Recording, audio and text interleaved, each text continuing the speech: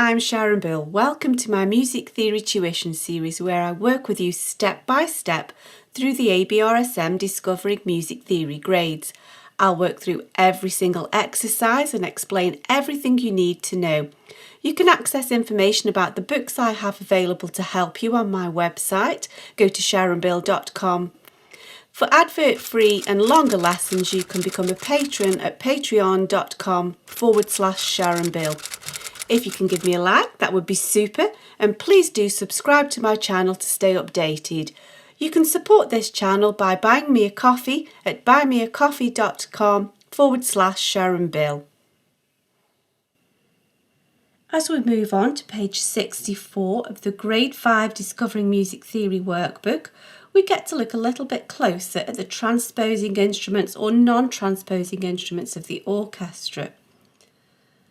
And so we briefly mentioned in the previous lesson that some instruments play exactly the note that's written, and these would be called instruments that are non-transposing and they play at concert pitch. That is the usual term to describe notes that sound exactly as written. And so, for example, a flute would sound at concert pitch and it plays a C as it sounds that C that is written. And so if a flute were to play this C, that is exactly what you would hear. Same also with violins, for example. However, some instruments will transpose. They do not play at concert pitch. And so, for example, the trumpet or the clarinet are in B flat, just because of the way that the instruments are made. And so it plays a C as written on the music, but what you will hear is the B flat. It sounds a major second lower. And this is why we need to do all of the transposition exercises to compensate for the idiosyncrasies of all of these various instruments. Because it would be a sad world if we only had instruments that played in C. You know, can you imagine an orchestra with no trumpets or no clarinets? Actually, the trumpet is the orchestral brass version. If you were to have a counterpart at this in a brass band, it would be the cornet. Trumpets are the orchestral instrument of this brass range here. And so, actually, I do remember, just to try and place these things in context, you know, the more that you can hear music and engage with it, the less abstract that it becomes. And I do remember singing Handel's Messiah, and the choir and the musical director splashed out, and we had a full orchestra accompany us in a massive performance venue. And I was standing right at the top of the staging of the seating, and to the left and to the right of the orchestra, up in the galleries, there was a trumpet on either side playing the trumpet part in Handel's Messiah. It was absolutely spine-tingling, a real fanfare kind of sound. And the clarinet, Mozart's clarinet concerto is perhaps the absolute epitome of this instrument, especially the second movement. So I do recommend that you just search those out. And those two are transposing instruments in the key of B flat. So it plays a C, but it sounds a B flat. You can also have the clarinet in A, which is tuned slightly different. And so it sounds a minor third lower. It plays a C, but it sounds an A. Horns generally are tuned to F, and so they will play a C, but you will hear an F a fifth lower, and that helps us to remember the cor anglais, and it shows us the heritage of the instrument. Even though it's a double reed instrument, not a brass instrument, it's tuned to F, it's a horn, an English horn, and it's still in F. Interestingly, although the piccolo and the double bass are tuned to C, they are still transposing instruments because the piccolo will sound an octave higher than written. And so, for example, if a piccolo would see a middle C, what you would hear is the octave higher. And the double bass is at the opposite end of the spectrum, and it will play a C, but it will be a whole octave lower. So although they are tuned to C, they are still transposing instruments because they're an octave different in their range. Let's press on and let's try and put to practice what we've just learned. And I do suggest that you perhaps just take your time, have a little bit of a read through what we've discussed, and then cover it over, don't peep, and test yourself. You will learn much more thoroughly by sort of getting a few wrong and thinking hard about it than just by copying it through and looking. So perhaps dare to press pause, have a go, and then pop back into the video and we can check these through together.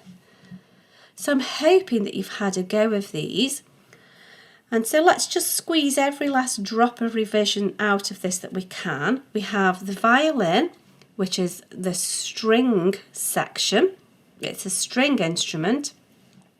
And of course, it's a melodious instrument. You can have violin solos, or you can have whole sections of violin supporting solo instruments within the orchestra. It's a non-transposing instrument. It's tuned to C and it plays exactly as the note is written. It plays exactly at pitch. So also does the cello. Now the violin is the higher of the range.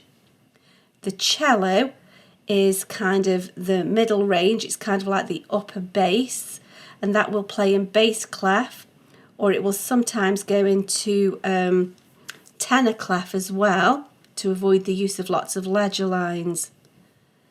The flute is the treble instrument of the woodwind section. It's a non-reed instrument. It can be, it's sort of the sideways tube that is blown with key mechanisms. It can be silver, it can be gold. The Baroque flute was wood. It was wood, and hence that's where we can think of it as being part of the woodwind section. And so that is a non-transposing instrument. That's in the key of C also. The clarinet, we've talked about this. It's a single reed instrument, and it does transpose because it could be either a clarinet in B flat, it could be a clarinet in A. So that is a transposing instrument. We have two options of transposition there. The cor anglais, the clue here is cor, which is horn, the English horn. And so that tells us it's going to transpose a fifth lower into F. So there's our transposing instrument.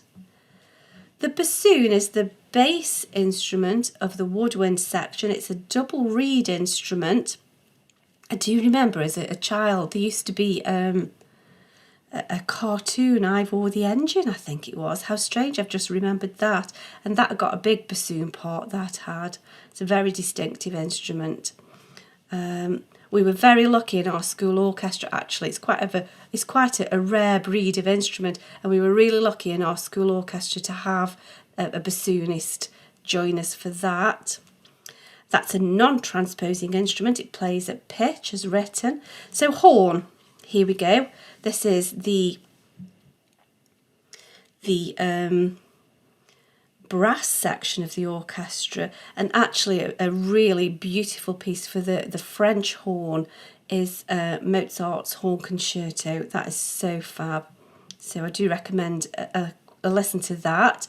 Because it's a horn, we know it's going to be an F, and so it's going to be a transposing instrument. The trumpet, which we talked about earlier, a great fanfare instrument. It certainly gave me chills in Handel's Messiah. That is also a transposing instrument. It plays in B flat, so that's a transposing instrument. And timps, it is tuned, but it plays exactly at concert pitch, so it can play tuned notes. However, what we hear is what we get. What we play is what we hear. What we hear is what we get, as it were. It's a non-transposing instrument. I hope this is helpful to your studies. Please do like and subscribe to stay updated. If you'd like to support this channel, you can buy me a coffee. And for advert-free lessons, you can become a patron. Do visit my website where you'll find many resources available to help you. Visit sharonbill.com. Thanks for watching. Bye.